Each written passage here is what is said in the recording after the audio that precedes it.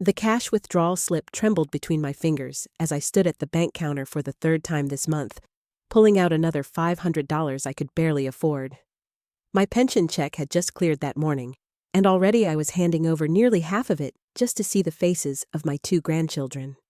The teller's eyes held that familiar mix of pity and curiosity as she counted out the crisp bills. I appreciate you taking the time to listen to my story today. I am curious, what part of the world are you tuning in from?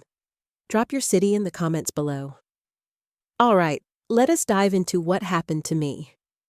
The summer heat hit me like a wall as I pushed through the glass doors onto the sidewalk. Sweat beaded on my forehead while I clutched my purse tighter against my ribs, feeling the envelope of cash pressing through the leather. My car sat baking in the parking lot, the black paint absorbing every ray of the brutal August sun. I slid into the driver's seat and gasped as the scorching leather burned through my cotton dress. The drive to my son's house took 40 minutes through heavy traffic. My knuckles ached from gripping the steering wheel too tight. Every traffic light felt like an interrogation, giving me too much time to think about what I was doing, about how wrong this had become. The radio played some cheerful pop song that grated against my nerves until I slapped it off. His house loomed at the end of a cul-de-sac in a neighborhood I could never afford. 3 stories of brick and pristine white trim, with a lawn so perfect it looked painted on. My beaten Honda Civic looked like a rust bucket parked behind his gleaming SUV in the circular driveway. I sat there for a full minute, staring at the ornate front door, watching it swim in and out of focus as tears threatened to blur my vision. The doorbell chimed with some elaborate melody when I pressed it. Footsteps approached from inside, heavy and deliberate. The door swung open to reveal my son standing there in his pressed polo shirt and khaki shorts, looking every inch the successful corporate attorney he had become. "You have the money?" No greeting, no hello, Mom. Just those 4 words that drove like nails into my chest. I reached into my purse with shaking hands and pulled out the envelope. He snatched it from me, his fingers never touching mine, and counted the bills right there in the doorway. The sound of the paper rustling seemed obscenely loud. "Come in." He stepped aside, already turning away before I crossed the threshold. The air conditioning inside felt arctic compared to the heat outside. My arms broke out in goosebumps as I followed him through the marble foyer into the expansive living room.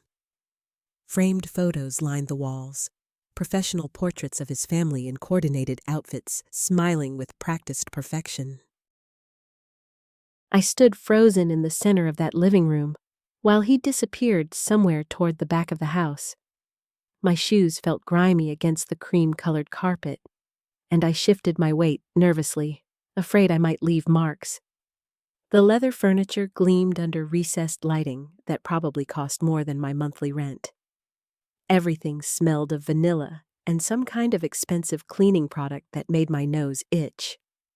Squeals erupted from upstairs, followed by the thundering of small feet on hardwood. 2 small bodies came barreling down the curved staircase. My grandbabies, Marcus and Zara, 4 and 6 years old. My heart lurched at the sight of them, their brown skin glowing with health, their hair perfectly maintained in neat braids and a fresh fade.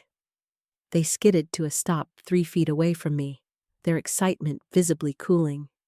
Marcus, the younger one, looked back toward the stairs as if seeking permission.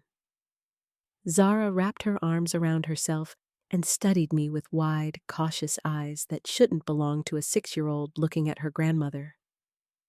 The distance between us felt like miles instead of feet. I knelt down slowly, my knees protesting against the motion, and opened my arms. Neither child moved. My hands trembled as I lowered them back to my sides. "Can I give you a hug?" Zara glanced toward the hallway where my son had vanished, then stepped forward with mechanical precision. Her embrace lasted exactly 2 seconds before she pulled away. Marcus followed his sister's lead, his small body stiff against mine, his pat on my shoulder feeling rehearsed. They smelled like cocoa butter and innocence, and I wanted to hold them longer, but they were already retreating to what felt like a safe distance. My daughter-in-law appeared at the top of the stairs, her silk blouse and designer jeans making my thrift store cardigan feel even more threadbare. Whitney descended with the grace of someone who had never struggled for anything, her manicured hand trailing along the banister. She didn't look at me directly, instead focusing on the children with a smile that didn't reach her eyes. "Kids, go play in the den. Grandma Layla will visit there in a minute." They scattered immediately, grateful for the escape. I watched them go, my throat tightening around words I couldn't speak. Whitney finally met my gaze, her expression carefully neutral, professionally pleasant, in the way people looked at service workers or door-to-door salespeople. "Would you like some water?" "Please." She walked toward the kitchen, her heels clicking against the tile in a rhythm that matched my accelerating heartbeat. I followed, keeping several paces behind like a supplicant approaching a throne. The kitchen stretched out in a showcase of granite countertops and stainless steel appliances that gleamed under pendant lights. She pulled a glass from a cabinet, just one glass, not joining me, and filled it from a water dispenser built into the refrigerator door. The glass touched the counter with a sharp clink as she set it down, not handing it to me directly. I picked it up and drank, the cold water doing nothing to ease the burning in my chest. Through the window above the sink, I could see a playset in the backyard, elaborate and expensive, probably used once a month. My own son had played on a rusty swing set in a weedy yard, and he'd loved every minute of it. Whitney busied herself wiping down already spotless counters, her movements purposeful and excluding. The silence stretched between us, heavy and uncomfortable, filled with everything we both refused to say. She folded the dish towel with sharp, precise movements and draped it over the oven handle. "They have activities in 45 minutes. Swimming lessons." The message was clear. I had 45 minutes with my grandchildren. 45 minutes that had cost me $500 I didn't have. I nodded, not trusting my voice, and set the glass down carefully in the exact spot where she'd placed it. My hands left condensation rings on the granite that I quickly wiped away with my sleeve. The den was really a second living room, this one filled with toys organized in expensive storage bins, and a television bigger than my bathroom. Marcus and Zara sat on opposite ends of a sectional sofa, tablets in their hands, already absorbed in whatever games or videos played on the screens. They barely looked up when I entered. I lowered myself onto the middle cushion between them, close but not touching. My fingers itched to stroke Zara's braids, to tickle Marcus's belly the way I used to when they were babies. Instead, I folded my hands in my lap and watched them watch their screens, desperate for any crumb of connection they might offer. The blue light from Marcus's tablet reflected off his face, turning his skin an unnatural shade. I watched his thumbs move across the screen in practiced patterns, racing against digital enemies I couldn't see. A car exploded somewhere in his game, and the tiny speakers crackled with synthetic destruction. He didn't blink. I shifted closer to Zara, close enough to smell her coconut conditioner, the same brand I'd used on her mother's hair 20 years ago. She wore tiny diamond studs in her ears, real ones, the kind that came with insurance papers. My own ears held simple gold hoops I'd owned since 1987. "What are you playing, baby?" She glanced at me, her expression neutral and practiced. 7 years old with the diplomatic distance of a seasoned politician. "It's not a game. It's educational." The words came out flat, rehearsed. probably something Whitney had coached her to say. I leaned toward the screen anyway, watching animated characters solve math problems in a candy-colored world. My knee touched hers, and I felt her shift slightly away, creating a polite gap between us. The movement was so small, so subtle, but it carved through my chest like a dull blade. Marcus's game pinged with victory sounds. I turned to him, ready with praise, ready with questions, ready with anything that might spark real conversation. He stood before I could speak, stretching his arms over his head.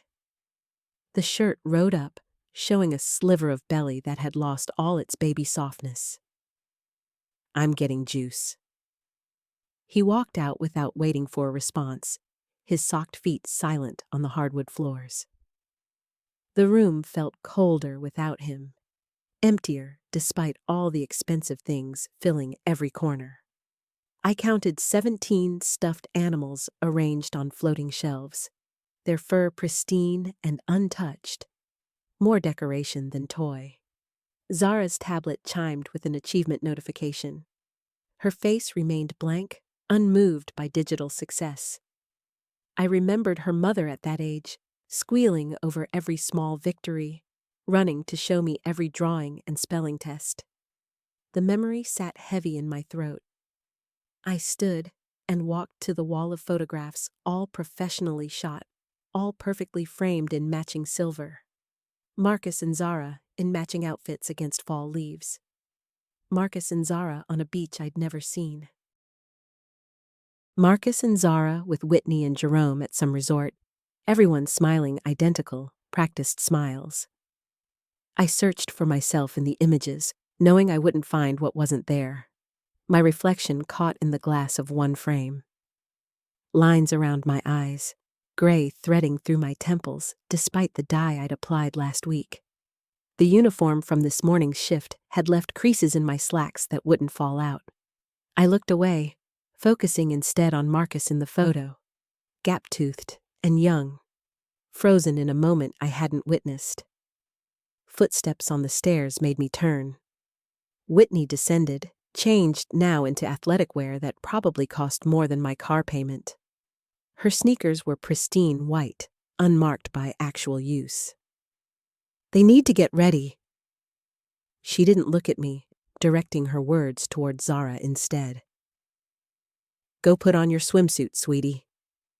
Zara set down her tablet immediately, obediently, and left without saying goodbye. Marcus appeared from the kitchen, juice box in hand, and followed his sister up the stairs without being told. The choreography of their exit felt rehearsed, another routine I hadn't been given the script for. Whitney straightened picture frames that didn't need straightening. Her wedding ring caught the light, a massive diamond in a platinum setting. Jerome had good money, lawyer money, the kind that bought silence and distance and 45-minute visitations. I pulled my phone from my purse, checking the time with fingers that wanted to shake.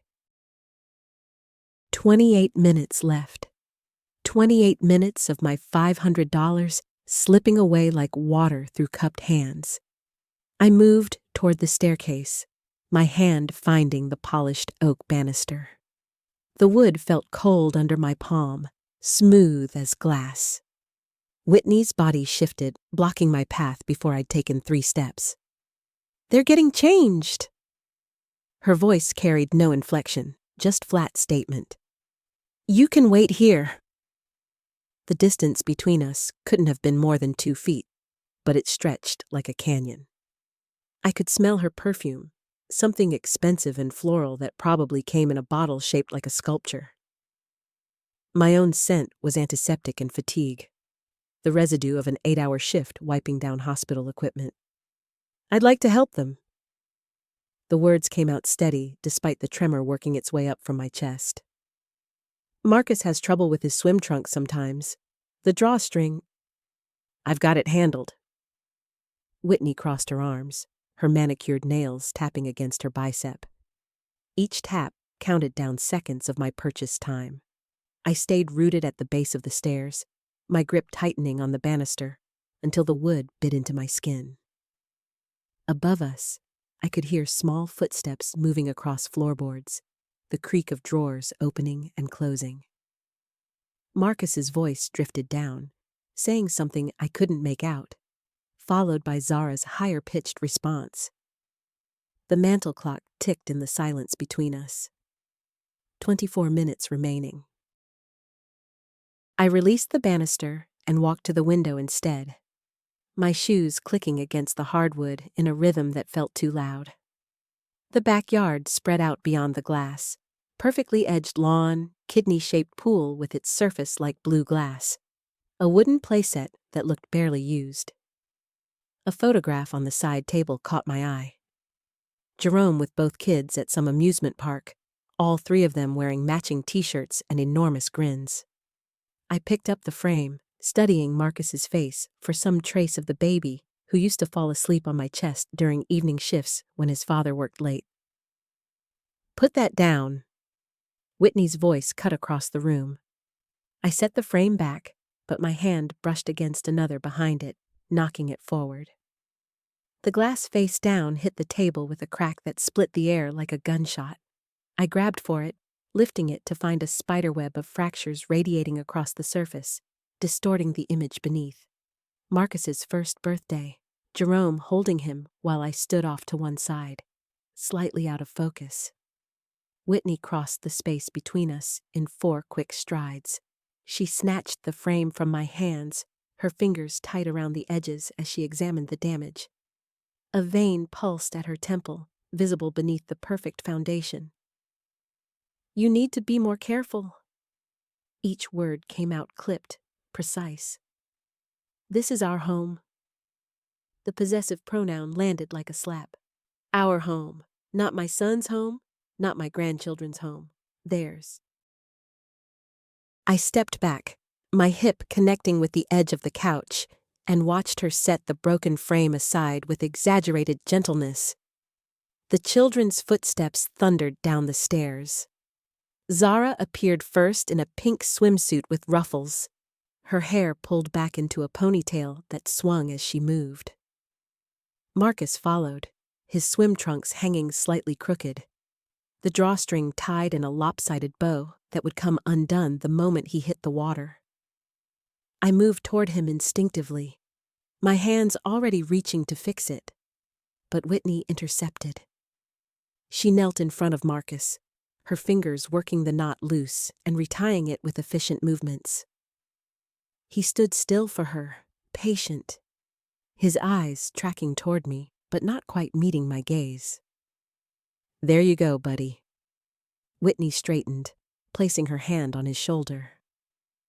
"All set for the pool." I watched my grandson's face, searching for any sign that he wanted me to be the one helping him. His expression remained neutral, pleasant, empty of the connection I'd been trying to rebuild for 6 months of these purchased visits. Zara grabbed a beach towel from a basket near the door, the fabric dragging behind her like a cape. She paused at the sliding glass door that led to the backyard, her hand on the handle, looking back at Whitney for permission. "Go ahead, sweetie." Whitney made a shooing motion with her fingers. "I'll bring out snacks in a minute." Both children disappeared through the door, their voices rising in excitement as they ran toward the pool. I started to follow, but Whitney moved in front of the door, her body once again creating a barrier. "The sun's really strong today." She gestured toward the umbrella-shaded patio furniture visible through the glass. "They need sunscreen first. I'll take care of it." My phone buzzed in my pocket. I pulled it out, seeing the alarm I'd set, 15 minutes remaining. The numbers glowed accusatory on the screen, each second a small robbery I was paying for. I silenced the alarm and looked up to find Whitney watching me, her expression unreadable, but her posture relaxed, confident. "I should go out with them." My voice came out rougher than intended. "I can help with the sunscreen." Whitney didn't move from the door. "You'll get your time. Just let me get them set up properly first." The word properly hung in the air between us like an indictment. I felt heat crawling up my neck, spreading across my cheeks. My hands curled into fists at my sides, nails pressing crescents into my palms. I stepped forward, closing the distance between us until I could see the individual threads in Whitney's designer blouse. She held her ground, chin lifted, one hand still resting on the door handle, like she owned not just this house, but the air itself. Move. The word came out flat, final. Whitney's eyes widened slightly, but she shifted only inches to the side, enough that I'd have to brush against her to pass. The power play was obvious, juvenile. I reached for the door handle, and her hand covered mine. Her skin was cool, her grip firm, but not aggressive. Layla, I really think... I yanked my hand away and shoved the door open with my shoulder. The glass rattled in its frame as I pushed through, stumbling slightly onto the stone patio. The heat hit me immediately, August sun beating down despite the shade from the house. Zara and Camden were at the far end of the pool, their feet dangling in the shallow end, water splashing up their shins as they kicked. Gamma! Zara's voice carried across the yard. She started to stand, but Whitney was through the door now, her heels clicking rapidly across the stones. Sunscreen first, babies? Whitney called out, her voice sugary sweet again, all traces of our confrontation erased. She held up a bottle that seemed to materialize from nowhere, waving it in the air. Come to mommy.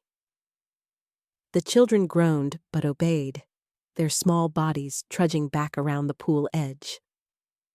Water dripped from their feet, leaving dark spots on the pale stone. I moved toward the patio table, but my foot caught on something. A crack in the stone, a raised edge I hadn't seen. I stumbled forward, my knee slamming into the metal table leg. Pain shot up my thigh, sharp and immediate. I grabbed the table edge to steady myself, the metal hot under my palms. When I looked down, blood was already seeping through my pants at the knee, a dark stain spreading across the fabric. Are you okay? Whitney's voice held no real concern, just polite inquiry. She was crouched between the children now, squirting white cream onto her palm. Fine. I eased myself into one of the chairs, the cushion soft but offering no comfort. My knee throbbed with each heartbeat. Through the fabric, I could feel warmth and wetness spreading. I pressed my hand against it, applying pressure. Camden was watching me, his eyes wide. Zara kept trying to turn her head, but Whitney held her chin firmly, rubbing sunscreen across her cheeks and nose with practiced efficiency. Stay still, sweetie. Whitney moved to Camden next, her movements quick, methodical. You know how you burn? I pulled my hand away from my knee and looked at my palm. Blood streaked across the lines, dark red and sticky. The wound must have been deeper than I thought. I glanced around for something to clean it with, but the patio held only decorative pillows and empty glasses on side tables. I need a towel. My voice sounded distant to my own ears, the pain making everything slightly unreal. Whitney didn't look up from applying sunscreen to Camden's shoulders. There's one in the pool house. Behind the door. The pool house sat 20 feet away, a miniature version of the main house with the same gray siding and white trim. I pushed myself up from the chair, testing my weight on the injured leg. It held, but each step sent fresh waves of pain radiating outward. I limped across the patio, past the pool where the water reflected the sky in shifting blue patterns. The pool house door stuck when I tried it, swollen from humidity. I pulled harder, and it gave suddenly, sending me backward. I caught myself on the doorframe, my knee bending wrong. The pain made my vision blur momentarily, white spots dancing at the edges. Inside, The pool house smelled of chlorine and cedar. A towel hung from a hook exactly where Whitney said it would be. I grabbed it and pressed it against my knee, the white fabric immediately blooming red. Through the open door, I could see Whitney finishing with the sunscreen, capping the bottle with a decisive twist. "All done," she announced. "Now you can swim." Zara and Camden raced back to the pool, but Zara stopped halfway, turning back toward the pool house. Toward me. "Gamma's bleeding." Her voice was high, frightened. Whitney finally turned to look at me. Her expression shifted through several emotions too quickly to read, before settling into something resembling concern.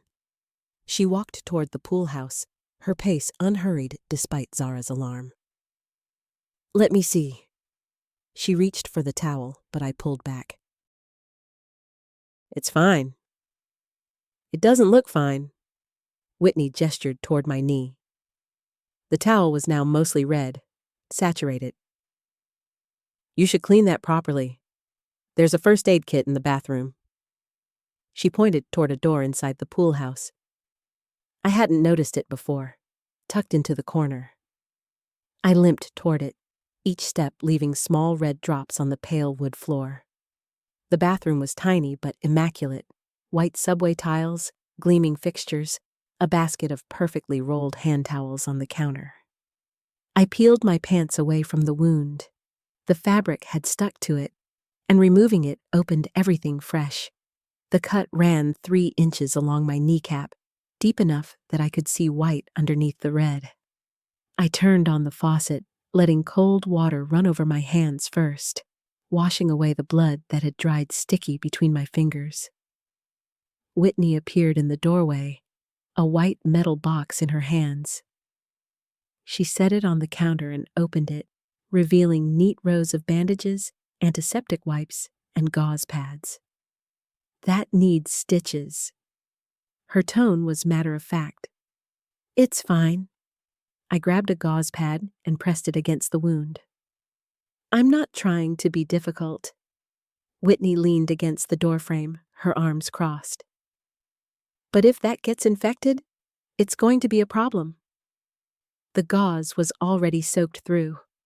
I grabbed another, layering it on top. My phone buzzed again, the alarm I'd reset. 5 minutes left. I shut off the alarm and grabbed a roll of medical tape from the kit, wrapping it around my knee in tight circles. The white bandage bulged awkwardly under the tape, but it held. I pulled my pants back on, wincing as the denim dragged across the wound. "You're going to regret that." Whitney stepped aside as I moved past her. My leg had stiffened during those few minutes in the bathroom. Each step felt like grinding bone against raw flesh. I grabbed my purse from where I'd dropped it near the pool and checked the time on my phone. 3 minutes. The main house loomed ahead, its perfect facade now feeling more like a fortress than a home. I crossed the lawn, my injured leg dragging slightly. Through the kitchen window, I could see movement. Marcus standing at the island, his back to me, his phone pressed to his ear. I couldn't hear his words, but his shoulders were rigid, his free hand gesturing sharply. I reached the back door and tried the handle. Locked. My fist hammered against the glass. Once, twice, 3 times. Marcus turned, his expression transforming from irritation to something darker. He said something into the phone and ended the call, then walked toward the door with measured steps. He opened it just wide enough for his body to fill the frame. "Time's up." His voice was flat.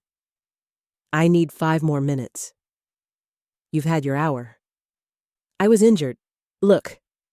I pointed at my knee, where blood was already seeping through the bandage, creating a dark stain on my jeans. "Your landscaping—" "Not my problem." Marcus began closing the door. I jammed my foot against the threshold. Pain exploded up my leg, white hot and immediate. My vision blurred, but I kept my foot planted. "Marcus, Please, move your foot. 5 minutes. That's all I'm asking. He pushed harder on the door. The pressure against my shoe increased, and I felt something in my ankle twist wrong. A sharp click, followed by searing pain that made my earlier injury feel like a paper cut.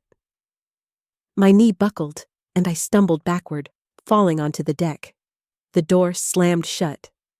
Through the glass, I watched Marcus turn away, his phone already back at his ear. I rolled onto my side, trying to assess the damage. My ankle was swelling rapidly, pushing against the leather of my shoe. When I attempted to flex it, agony shot through my entire leg. I grabbed the deck railing and hauled myself upright, balancing on one leg like a broken flamingo. The doorbell. I could ring the doorbell. Force him to acknowledge me at the front entrance where neighbors might see. I hopped along the deck, using the railing for support. Each movement sent fresh waves of pain from both my knee and ankle. Sweat dripped down my back despite the cool morning air. At the corner of the house, I had to navigate 3 steps down to the walkway. I sat on the top step and scooted down on my rear, my purse sliding down ahead of me. The front door was another 20 feet away. I pulled myself up using the decorative lamppost and hopped forward, dragging my injured leg. Halfway there, my good leg cramped. The muscle seized completely, locking my thigh into a rigid knot. I collapsed onto the perfect lawn, my face pressing into grass so manicured it felt almost artificial. My phone buzzed. I dug it from my purse with trembling hands, a text from Marcus. "Leave now, or I'm calling the police." I pushed myself up on my elbows. Through the front window, I could see him standing in the living room watching me. His phone was in his hand, ready. Behind him, on the couch, Amara sat with me tablet. She looked up, her eyes meeting mine through the glass. I raised one hand, waving. She didn't wave back, just stared, her expression unreadable. Marcus moved to the window and drew the curtains closed. The curtains sliding shut felt like a door slamming in my chest. I pressed my palms flat against the grass, dirt embedding under my fingernails as I pushed myself onto my knees. My injured ankle screamed. The cramped leg muscle stayed locked, a rod of iron running through my thigh. A police siren wailed somewhere in the distance. Whether it was coming here or headed elsewhere, I couldn't tell. My heart hammered against my ribs so hard I could see my blouse moving with each beat. I had maybe 3 minutes before squad cars pulled up and neighbors emerged onto their porches with phones raised, recording my humiliation for their neighborhood watch groups. I dragged myself across the remaining lawn toward my car. Each movement was a negotiation with my body. Pull with the arms. Ignore the grinding in the knee. Breathe through the ankle's hot poker stab. The driveway's concrete was blistering against my palms. A piece of gravel bit into my skin, drawing blood. My car sat 20 feet away. I'd parked it there 3 hours ago with $500 in my wallet and hope still flickering. Now my purse strap was torn, my clothes were grass-stained and filthy, and my body felt like it had been beaten with hammers. The front door opened. I twisted my neck to look back. A woman I'd never seen before stepped out. Tall, white, probably mid-30s, wearing yoga pants and Marcus's old college sweatshirt. She had a phone pressed to her ear. "Yes, she's still in the driveway," the woman said, her voice carrying across the lawn. "No, she's not being aggressive. She's just lying there." I reached my car's bumper and used it to haul myself upright. My vision swam. Black spots danced at the edges. I locked my good knee and balanced against the trunk, fumbling in my purse for keys. My fingers were shaking so badly, I knocked half the contents onto the pavement. Receipts, loose change, the folded photograph of Amara and Jaden from last year's school pictures. The woman on the porch lowered her phone. "Ma'am, You need to leave. The police are on their way. I didn't respond. Couldn't. My throat had closed up completely. I found the keys and clicked the unlock button. The car chirped. I hobbled along the side, using the vehicle for support, and collapsed into the driver's seat. My injured leg wouldn't bend properly. I had to physically lift it with both hands and maneuver it into the footwell. The woman was walking down the driveway now, still filming with her phone held at arm's length. "I'm documenting everything," she called out, "for legal purposes." I slammed the door and jammed the key into the ignition. My hands were shaking so violently I missed twice before the key slid home. The engine turned over. Through the windshield, I could see curtains part slightly in the living room window. Just a sliver. Someone watching.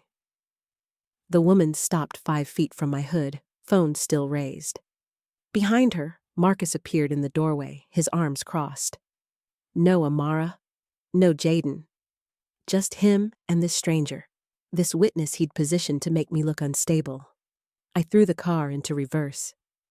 My injured foot couldn't press the pedals properly, so I used my left foot for both gas and brake. An awkward dance that made the car jerk backward in spurts. I cranked the wheel. The backup camera showed the mailbox coming dangerously close. I cleared it by inches. In drive now, I pressed the gas. The car lurched forward. I passed the woman, who stepped quickly onto the grass, her phone tracking my exit. Marcus had disappeared back inside. The house, the perfect suburban fortress where my grandchildren lived just beyond my reach, shrank in the rearview mirror. 3 blocks away, the adrenaline crashed. My hands started shaking so badly I couldn't grip the wheel properly. I pulled into a shopping center parking lot and stopped in a space far from other cars. My breath came in ragged gasps. The pain in my ankle and knee suddenly roared back to full volume, no longer muted by desperation and fear. I looked down at myself. My beige pants were ruined, grass-stained, torn at one knee, streaked with dirt. My blouse had pulled free from the waistband. Blood seeped from a scrape on my palm where the gravel had cut. I smelled like sweat and crushed grass and failure. My phone lit up, a text from an unknown number. "This is Brittany, Marcus's girlfriend. He's asked me to inform you that if you attempt contact again, he'll file for a restraining order. This is your final warning." I sat in that parking lot until the sun began its descent, turning the windshield into a mirror of orange fire. The phone had buzzed 17 more times. Marcus, Brittany, a number I didn't recognize. I turned it off. My hands had stopped shaking, replaced by something harder, something that felt like iron settling in my chest. The shopping center was anchored by a grocery store. I watched people come and go with their carts, their normal lives, their casual access to the people they loved. A grandfather lifted a toddler into a cart. The child's laughter carried across the asphalt. I looked away. My ankle had swollen inside my shoe. When I tried to rotate it, white-hot pain shot up my calf. I needed ice. I needed to think. But mostly, I needed to stop letting Marcus dictate every move, every moment, every dollar that stood between me and my grandchildren. I opened the glove compartment. The checkbook sat there, green leather cover worn from years of use.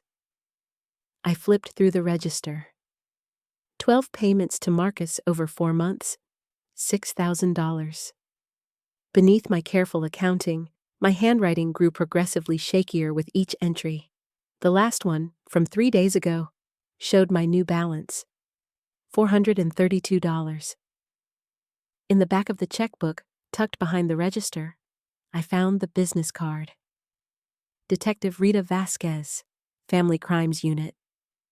She'd given it to me 6 weeks ago when I'd called the police, desperate, asking if what Marcus was doing was legal. She'd come to my apartment, asked questions I couldn't answer clearly through my tears. "It's not illegal," she'd said. "Grandparents have no legal rights in this state unless the parents are proven unfit. But if there's extortion involved, if you can prove a pattern..." She'd left the card. I'd been too afraid to use it. I started the car. My left foot worked the pedals again, that jerking motion that made every start and stop feel like a threat. The police station was downtown, a 30-minute drive that took me 45 with my awkward pedal work. The parking lot behind the station was nearly empty. I limped across the asphalt, my swollen ankle turning each step into a negotiation with pain. The building's back entrance required a buzzer. I pressed it, waited, pressed again. A young officer opened the door, his uniform crisp, his expression bored. "Help you?" "Detective Vasquez. I need to see her." He glanced at his watch. "She left an hour ago? You want to file a report?" My throat tightened. I'd built myself up for this confrontation, this moment of finally fighting back. "When will she be in?" "Tomorrow, 0800. He started to close the door. I wedged my foot in the gap. Pain exploded through my ankle, but I didn't move it. "I need to report extortion, financial abuse. My son is charging me $500 every time I see my grandchildren." The officer's expression shifted slightly. Not quite sympathy, but something like recognition. "You'll need to file a formal report. Come in." He led me through fluorescent-lit corridors that smelled like coffee and industrial cleaner. The report room was small, gray, with a desk and 2 chairs bolted to the floor. He pulled out a form, started asking questions. "Name of the person you're reporting?" My mouth went dry. Speaking it aloud felt like dropping a bomb I couldn't unexplode. Marcus Cox, my son." The officer wrote without reaction. "And the nature of the complaint?" I explained. "The payments, the visits, the sudden escalation." My voice stayed steady until I reached the part about today, about being locked out, about Brittany and her phone recording my desperation. Then my voice cracked. I clenched my jaw and kept going. He took notes, asked for evidence. I showed him the checkbook, each payment documented. Showed him text messages, the clinical transaction records. "Come Friday at 2 p.m., have $500 ready. You get 1 hour." Over and over, the same pattern. "Do you have recordings? Video?" "No, but today his girlfriend recorded me, after I fell trying to see my grandchildren through the fence." His pen paused. "You were injured on his property?" "Near it. I slipped on the street, then couldn't get up fast enough before they came out." He set down his pen. "Ma'am, I need to be straight with you. What your son is doing, it's not technically illegal. Parents control access to their children. Grandparents don't have automatic visitation rights." "I know. Detective Vasquez told me. But she said if there's extortion..." "That's harder to prove than you'd think. He could argue you're making voluntary gifts, that he's not preventing contact, just setting boundaries." He pushed the form toward me. "I'll file this. Detective Vasquez will review it.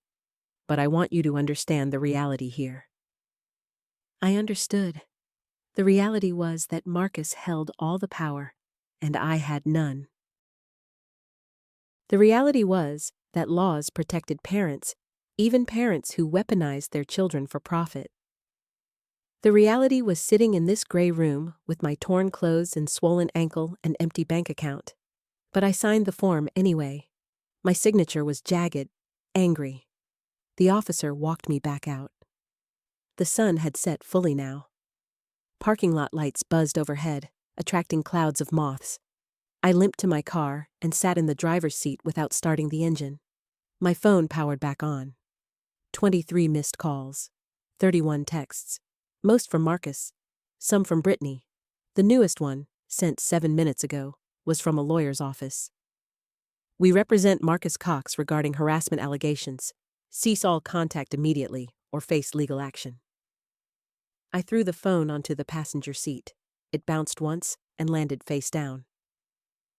Tomorrow, Detective Vasquez might tell me there was nothing she could do. Marcus might succeed in getting his restraining order. I might never see my grandchildren again without bars or bulletproof glass between us. But tonight, sitting in that parking lot with my ruined clothes and throbbing ankle and hollow bank account, I felt something shift. The fear that had controlled me for months, fear of losing access, fear of making things worse, fear of being cut off completely, had metastasized into something else. Rage. I drove home with my headlights cutting through darkness that seemed thicker than usual. Every bump in the road sent lightning through my ankle.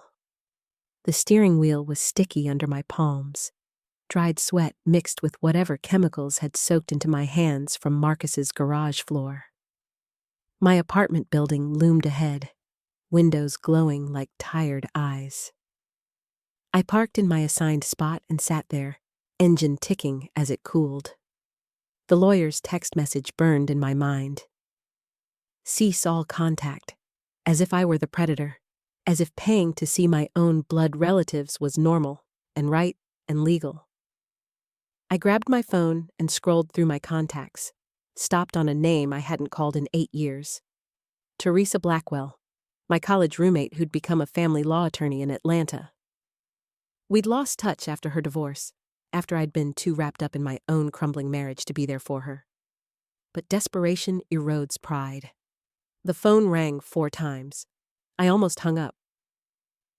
"Layla, holy hell, is that really you?" My voice was older, raspier, but unmistakably Teresa. I pressed my forehead against the steering wheel. "I need help." The words scraped out of me. "Legal help." Silence stretched between us. A dog barked somewhere in the distance. Moths continued their suicide mission against the parking lot lights. "Tell me everything." So I did. Sitting in my car in the darkness, I poured out the whole sordid story. The $500 fees. The birthday parties I'd missed because I couldn't afford admission. The police report I'd filed that afternoon. My voice cracked when I described climbing through Marcus's window, the desperation that had driven me to break into my own son's house just to hold my grandchildren. Teresa didn't interrupt. I heard her breathing, heard the scratch of pen on paper. "This is financial elder abuse," she said finally. "Textbook case. And if your son filed false police reports claiming you were harassing him when you were actually trying to report his exploitation scheme, that's another layer." My chest tightened. "But the officer said—" "The officer isn't a lawyer. Look, this won't be easy or cheap, but you have a case. Georgia has grandparent visitation rights laws. More importantly, what Marcus is doing, charging family members money to access their grandchildren, that's not protected speech or parental discretion. That's a protection racket." I lifted my head. The parking lot swam in my vision, blurred by tears I hadn't realized were falling. "I'm broke, Teresa. I've paid him over $12,000 in the last year. I know some people. Let me make calls tomorrow." We hung up. I limped to my apartment, climbed 3 flights of stairs with my ankle screaming protests. Inside, I collapsed onto my couch without turning on lights. The apartment smelled stale, empty. Bills covered my coffee table. Electricity, water, credit cards with balances that made my stomach churn. But something had shifted. Teresa's words had ignited a small flame in the hollow space behind my ribs. My phone buzzed. Another message from Marcus. "Mom, you've crossed a line. The restraining order hearing is Friday at 2 p.m. Don't make this worse by showing up." I stared at those words until they stopped making sense. Then I typed my response. "I'll be there, with my own lawyer." His reply came instantly. "You can't afford a lawyer." I didn't answer. Let him wonder. Let him sweat. Thursday morning arrived wrapped in fog. I called in sick to work, my first sick day in 4 years. My supervisor's concern bled through the phone line, but I kept my voice steady, professional. Just a stomach bug. I'd be back Monday. Instead, I drove to Atlanta. 3 hours on the highway with my ankle propped on a pillow against the dashboard whenever traffic allowed. Teresa's office was downtown, glass and steel reaching toward clouds. She met me in the lobby. 8 years had etched lines around her eyes, threaded silver through her braids. But her handshake was firm, her expression fierce. Let's build your case. We spent 6 hours in her conference room. She had printed screenshots of Marcus's social media posts, birthday parties with elaborate decorations, family gatherings I'd been excluded from unless I paid. She had templates for court filings, precedents from similar cases. Her paralegal, a quiet man who never offered his name, brought us coffee and sandwiches that tasted like sawdust in my dry mouth. The restraining order hearing tomorrow is actually good timing, Teresa said, spreading documents across the polished table. We can counterfile, present evidence of his financial exploitation. The judge will see both sides simultaneously. My hands trembled as I signed affidavits. Each signature felt like reclaiming a piece of myself I'd surrendered. What if I lose? The question escaped before I could stop it. Teresa looked up from her laptop. Her eyes were hard, certain. Then we appeal, and we keep fighting until someone listens. I drove home as sunset painted the highway orange and gold. My ankle throbbed, my head pounded, but that small flame in my chest burned brighter now, fed by documents and legal precedents, and Teresa's unwavering conviction. Friday arrived. I put on my best suit, the navy one I saved for funerals and job interviews. Applied makeup to cover the exhaustion carved into my face. My hands barely shook as I knotted my scarf. The courthouse steps seemed impossibly steep. Block 1010. 6 months later, I stand in my kitchen watching sunlight pool across the new tile floor. The ceramic is cool beneath my bare feet, cream-colored with tiny blue flecks that catch the morning light. Steam rises from my coffee mug, curling upward in lazy spirals. Through the window, cardinals flutter around the feeder I installed last month, their red feathers bright against gray branches. The court ruled in my favor. No restraining order, no more payments. Supervised visitation rights established through proper legal channels, not extortion. Marcus appealed twice, lost both times. The judge's words still echo sometimes. Financial abuse, manipulation of parental access, pattern of exploitation. My phone sits silent on the counter. I don't check it obsessively anymore.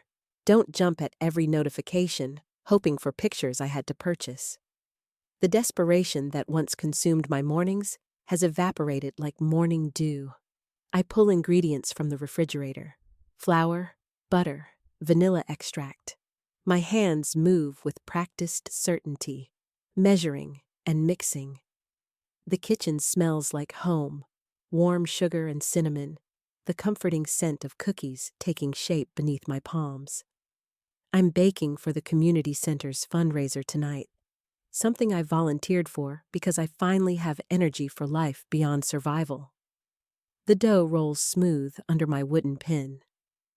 I cut circles with a water glass, transfer them to the baking sheet. Muscle memory from decades of holiday preparations, of baking for family gatherings I once took for granted. My doorbell rings. I wipe flour from my hands, pat across the living room. Through the peephole, I see Janet from 2 houses down, holding a casserole dish wrapped in foil. "Thought you might want some lunch," she says when I open the door. Her smile is genuine, uncomplicated. I take the warm dish, feel its heat seep into my palms. "You didn't have to." "I know." That's why I wanted to. She squeezes my shoulder before heading back down the walkway. Connections have formed, slowly, organically. Neighbors I'd isolated myself from during those desperate months have extended tentative hands. Coffee dates, book club invitations, simple human kindness without price tags attached. I eat Janet's chicken casserole standing at the counter, savoring each bite. The loneliness that once carved hollows in my chest has softened, filled partially by friendships and purpose beyond my grandchildren's faces on a phone screen. Therapy helps. Every Tuesday at 3, I sit in Dr. Patterson's office and untangle the knots Marcus tied around my heart. We discuss boundaries, self-worth, the difference between love and manipulation. Some sessions I cry, others I rage, but I always leave feeling lighter, more whole. The timer beeps. I pull cookies from the oven, golden brown and perfect. Set them on the cooling rack and slide in another batch. The repetitive motion soothes something deep inside me. My phone buzzes. A text from Teresa. She sends updates monthly, checking in without pressure or judgment. Today, it's just a photo of her new puppy, all floppy ears and oversized paws. I smile, type back a reply about how cute he is. Evening arrives painted in shades of orange and pink. I box up the cookies, stack them carefully in my car. Drive to the community center where volunteers are setting up tables and hanging streamers. Everyone greets me by name, assigns me tasks, includes me in their casual conversations. We work until the fundraiser starts, until people flood in with donations and laughter. I man the baked goods table, make change, chat with strangers who become less strange with each interaction. A woman buys 3 dozen cookies, says they're for her grandson's soccer team. I don't flinch at the word grandson. The ache is there, dull and permanent, but it doesn't consume me anymore. By 9 o'clock, we've raised enough money to fund the after-school program for another year. We stack chairs and sweep floors, exhausted and satisfied. I drive home under stars that seem brighter than they did 6 months ago. Inside, I brew chamomile tea and settle on my couch with a novel I've been reading. The house is quiet, but not empty. I've learned the difference. Tomorrow I have lunch plans with Cheryl from church. Sunday, there's a painting class at the art center I signed up for. My calendar fills with activities chosen for joy rather than desperation, with people who value my presence without demanding payment. Some nights I still look at old photos of my grandchildren, still feel the sharp edge of their absence. But I'm learning to exist around that pain rather than being swallowed by it. Learning that my worth isn't determined by access to tiny hands and gap-toothed smiles. The legal battle taught me something unexpected. Fighting back, refusing to accept cruelty as love, saved more than my bank account. It saved my sense of self, the core of who I am beneath the roles of mother and grandmother. I finish my tea, rinse the cup, prepare for bed. Tomorrow stretches ahead full of possibility rather than dread. The future is uncertain, but it's mine again. No one holds it hostage. No one demands ransom for my happiness. In the bathroom mirror, I meet my own eyes. The woman staring back looks tired but determined, scarred but standing. I nod at my reflection, a small acknowledgement of survival. Sleep comes easily now, uninterrupted by panic or desperation. I dream of birds taking flight, of doors opening, of walking forward without looking back. Did you like my story? And which city are you listening from? Let's meet in the comments. If you like the story, you can support me by sending a super thanks so I can keep bringing more stories like this. Thank you so much for your sweet support.